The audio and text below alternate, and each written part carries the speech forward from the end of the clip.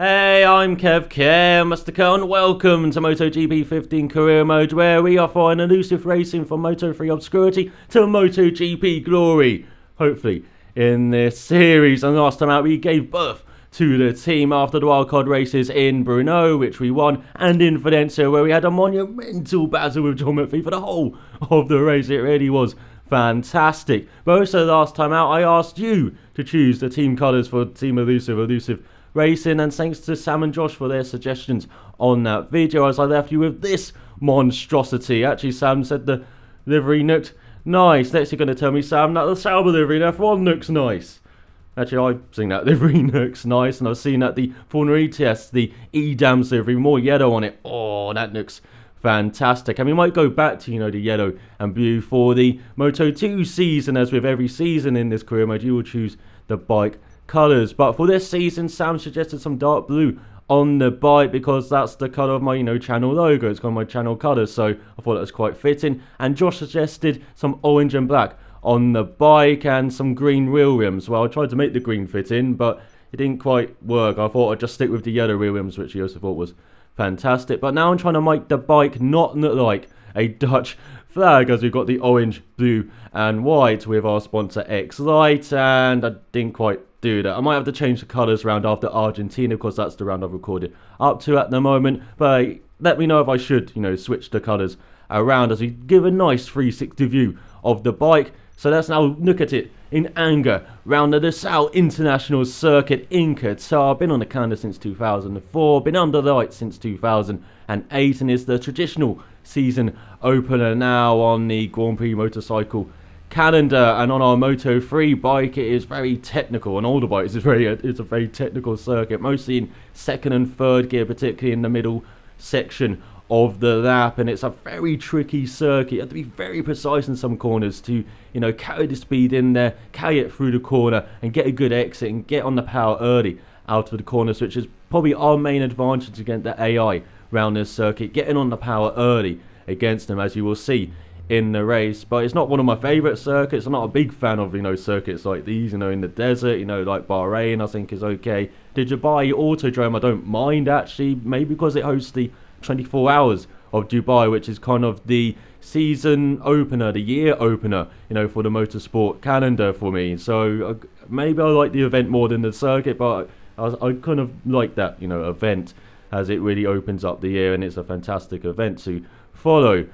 But yeah, the Losail circuit, it's okay, and as you can see, we did an alright qualifying. Now, the problem I'm finding with the Moto3 bike at the moment is that since I've been used to riding, say, the Moto2, the MotoGPs, the 500cc bikes so much, with the Moto3 I seem to be underestimating the speed I'm carrying into the corners. I seem to be going into second gear and thinking, oh, I'm fine here, but actually I should probably be carrying 10 miles per hour more. I should have been more aggressive through the corner. So that's kind of the difficulty I have with free bikes at the moment. I'm still readjusting to them, as they're so kind of slow compared to everything else. So it feels like I'm just not really carrying the speed with them, not really chucking them around, which you can really do with these bikes, unlike say the Moto2s, which kind of question you on occasion, but they're still manageable. And then I said the 500cc bikes are a good balance between being difficult to ride but also being great fun. And then the MotoGP bikes take you quite a long time to get used to,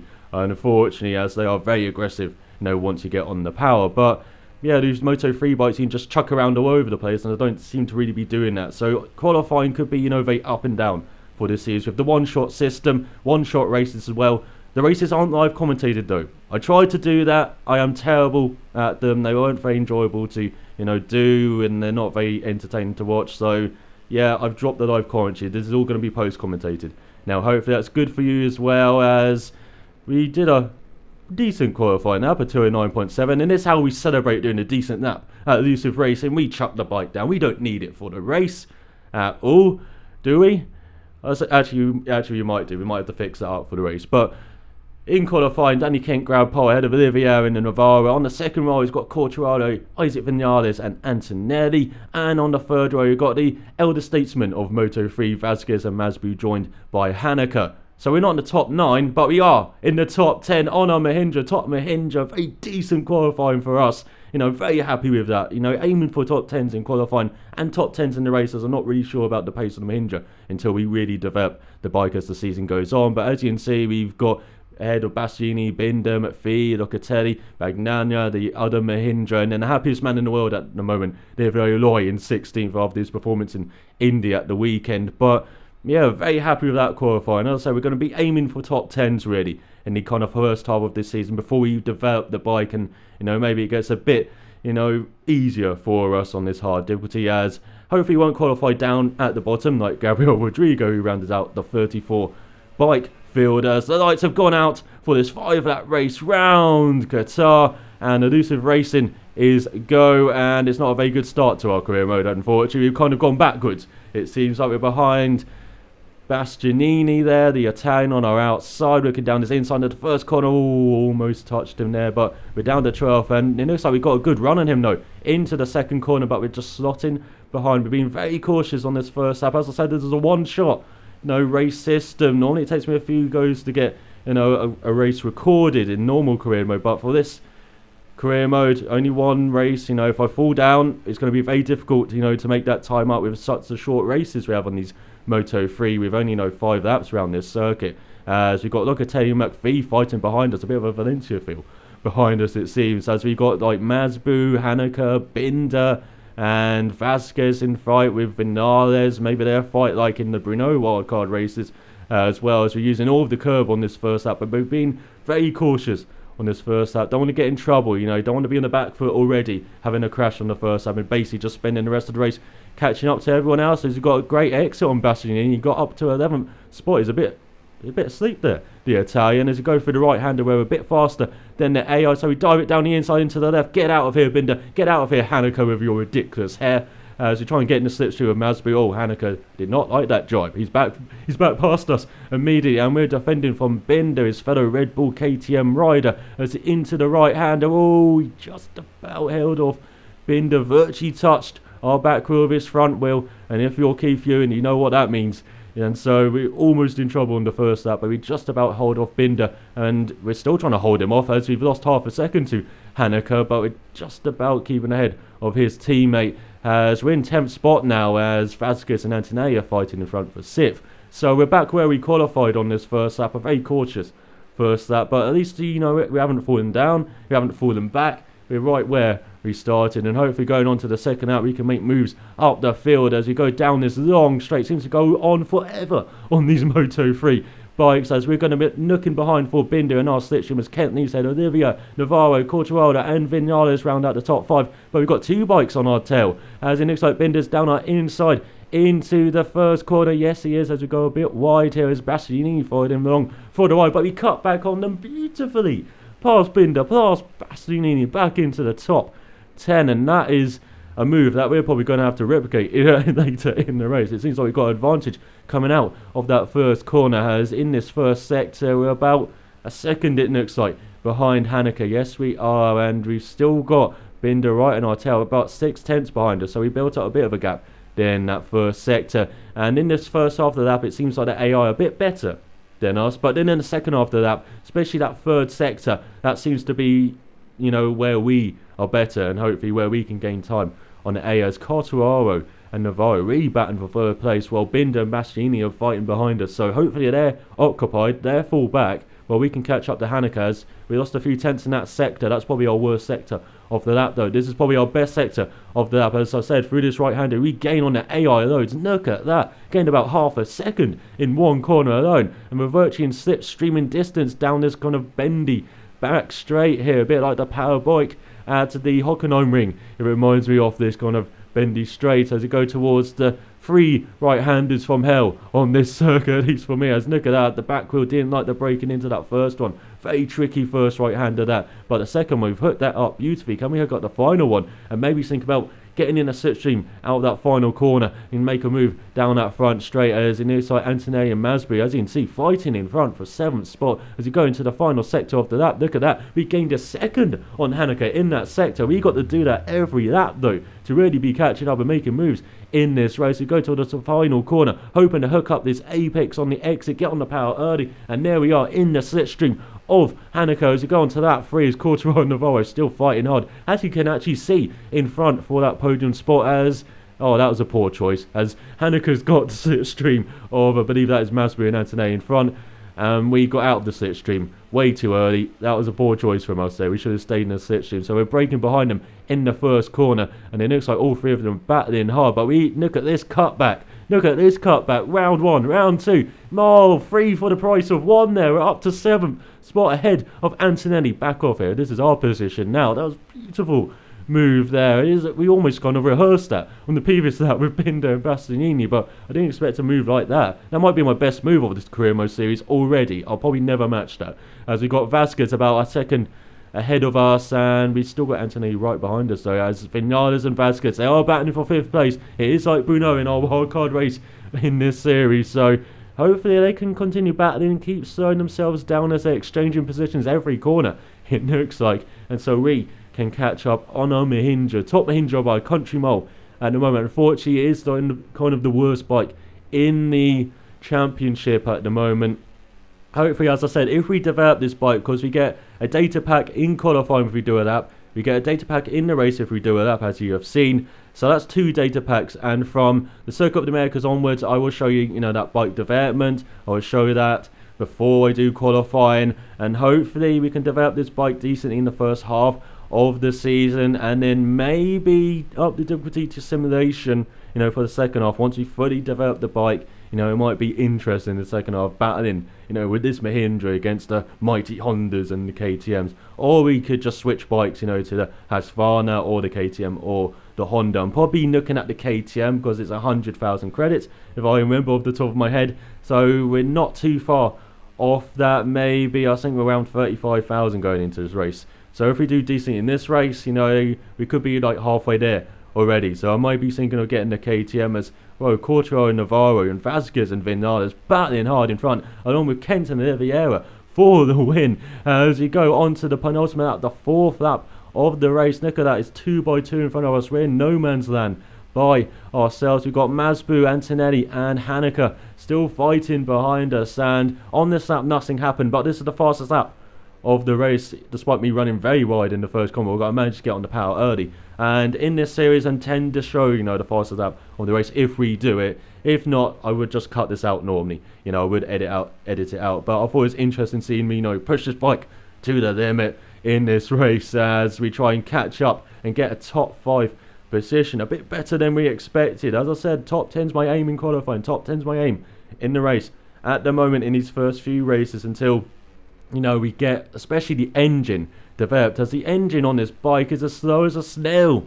It doesn't really go anywhere. It's like a lawnmower compared to, like the Ferraris, it feels like, for comparison, for the AI. So hopefully once we develop the engine especially, we can really stay on the pace of the AI maybe, especially down the straights, and maybe get in the slipstream as well. As you saw earlier, we lost out on the Haneke as we're about a couple of seconds now behind Vinales and Vasquez. And you saw that how much we kind of lost there, just in a straight line in that Haneke. Even though he kind of had slipstream, we had slipstream as well. Didn't quite keep up there. So yeah, especially got to look to the engine to really develop that. But the other components, the chassis, the brakes, the suspension, they take much less to develop. So I might concentrate on that and just look at making my time up in the corners. And then hopefully once we make up time in the corners, we can be in the slipstream of the AI down the straights. That's maybe my way of thinking of developing this bike at the moment. As look at that, we gained over a second in that sector. This is how hard we are pushing. We are using all of the track. We're really desperate to get this top 5 in this first race.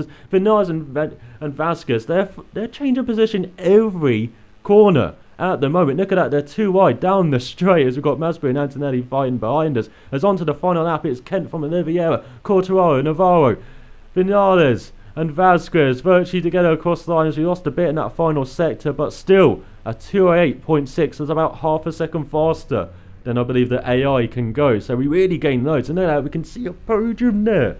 Unfortunately, we're a bit too late to maybe get that, but we're right in the kind of slipstream almost of the two riders in front of Vinales, of Vasquez. The Spanish riders fighting hard. Vasquez on the Honda that Danny Kent is on, and Vinales on the Husqvarna, at least in the game. In real life, unfortunately, he got fired from that position. But look at that, end of the first sector, he messed up when we didn't need to do that. Oh, I always do that into that corner. I seem to always turn in early, and it really cost us there now. So I had to really compromise, you know, on the exit of that corner just to make sure we didn't go out of the circuit, you know, out on the runoff. But that cost us a second and a half, and we even gained time in that first sector. That's how hard we were pushing. But we really have to make the best, you know, third sector we've ever done to really catch up and maybe get in the slipstream of the two in front to maybe get them across the line. As we're halfway through the lap, we're in the second after that, we're coming up to the three right-handers from hell on this circuit. As we can see them coming closer slightly, but still not close enough. As we hook up that first right-hander, can we hook up the second one? As Haneke's made a bid for 8th place behind us, as Vasquez is up to 5th. Unfortunately, my ghetto messed up, so I apologise for that. But coming into the final corner now, we just gave ourselves too much to make up for after that early mistake in the early part of this lap. Oh, that top 5 was virtually ours, as Kent and Olivia virtually together across the line, along with Qatar and Navarro. Vinales and Vasquez, we crossed the line in 7th. Pretty decent, no, as we were 4.7 seconds off. Oliviero won, ahead of Kent, Qatar, Navarro, Vinales, Vasquez, and got Haneke and Antonelli behind us. I swear it said Kent won. Good old timing glitches, Milestone. Never replaced them. Seem to be a trademark of your games, unfortunately.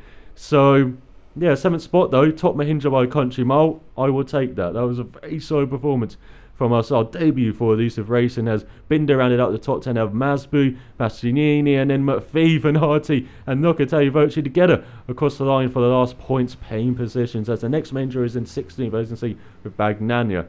And so, yeah, great debut for Elusive Racing. I will take that, you know, a top 10 in qualifying. We're a bit slow in the early part of the race. That maybe cost us a real chance at a top 5. And of course, that mistake on the final lap. But I will take that, you know, for a first race. As look at this, the AI do make mistakes in MotoGP 15. And Ijo, Tanucci and Manzi definitely did that as they retired. As Rodrigo again, you know, rounds out the field in 31st and last. So the championship order, well, you see the kind of points distribution in this series. So it's 25 for the win, then 20 and 16, then 13 for 4th, and then 11th for 5th, and then it's just a point incrementing down, you know, down the positions, all the way down to 15th for Locatelli. So that is the championship. That is the point system in the, you know, Moto3, Moto2 and MotoGP classes. As we go down the order here, as you can see, Liverloy didn't quite, you know, he's no longer the happiest man in the world, at least in the game, as he finished 18th in that race. Hopefully we won't fall down this far down the order. But in Moto3, they are 4 constructors. They are Honda, KTM, Husqvarna and Mahindra. Mahindra is the worst. As you can see, we've got 9 points. Husqvarna, they have 11 points. They have Vinales. KTM have 20 points with Oliveira, and Honda have 25 points due to Danny Kent. Has only one rider from each constructor scores points for the constructors standings. So, you know, the highest rider for each constructor scores points for these standings. As you can see, hopefully with the Mahindra we can battle Husqvarna, but this is kind of an important part for us. Getting GP credits, doing well, meeting our race objectives. We got 15,000 credits for that race, and look at that, we're over 50,000 in total. And fan interest, we've got over almost 7,500 fans there. We're over 25,000 fans in total, and fan interest dictates, you know, the interest, the sponsor interest for us. You know, the more fan interest there is, the better sponsors we can get, and the more GP credits they give us. And so, you know, that really helps us, you know, to buy bikes in the future in this series. Let's see what else happened in Qatar. As Lorenzo of Arabia, the son would be very happy of that, as he won ahead of his teammate Rossi and Marquez. And in Moto2, it was Zarco who won. And as we saw in Moto3, Kent and Olivia battled hard for that win, with Kent winning in the end, and he's quite impressed with us in quote of the week, as we are on our fan page, the Tribe of Night. I would have preferred Chevalier because, you know, Monaco got a French name, but unfortunately, you know, there's not enough characters to do that. But as you can see, lots of fans got interest from Grassini, not really interested, and we met our sponsor expectations for that. Of course we did. That was a fantastic ride from us. Despite that slow start, that mistake on the final lap, we still got, you know, a very solid finish there in the top 10. Hopefully we can continue doing that for the rest of the season and maybe start, you know, challenging for top 5s, then podiums, as we also look at the standings, you know, for the other series. So for MotoGP, it's Lorenzo, Rossi, Marquez and Pedrosa finished 4th, with Honda leading or behind even Yamaha by 9 points, and then we have Ducati and Suzuki right together. They had a battle in that race. Hopefully that's a good battle as the season goes on as well, you know, with Yamaha and Honda for the top spot in that constructors standings. As in the Moto2 class then, as we saw, Zarco won that race, the Frenchman who seems to be dominating the series in real life as well. Well, he won from Sam Lowe's, then Tito Rabat, the reigning champion, in 3rd, and an impressive debut from Alex Rins in, you know, stepping up from Moto3's first race in Moto2, and he gets 4th spot. And Cadex and Speed Up, they're going to be battling for the top spot with, you know, Zarco on the Cadex. Most of the field is Cadex's.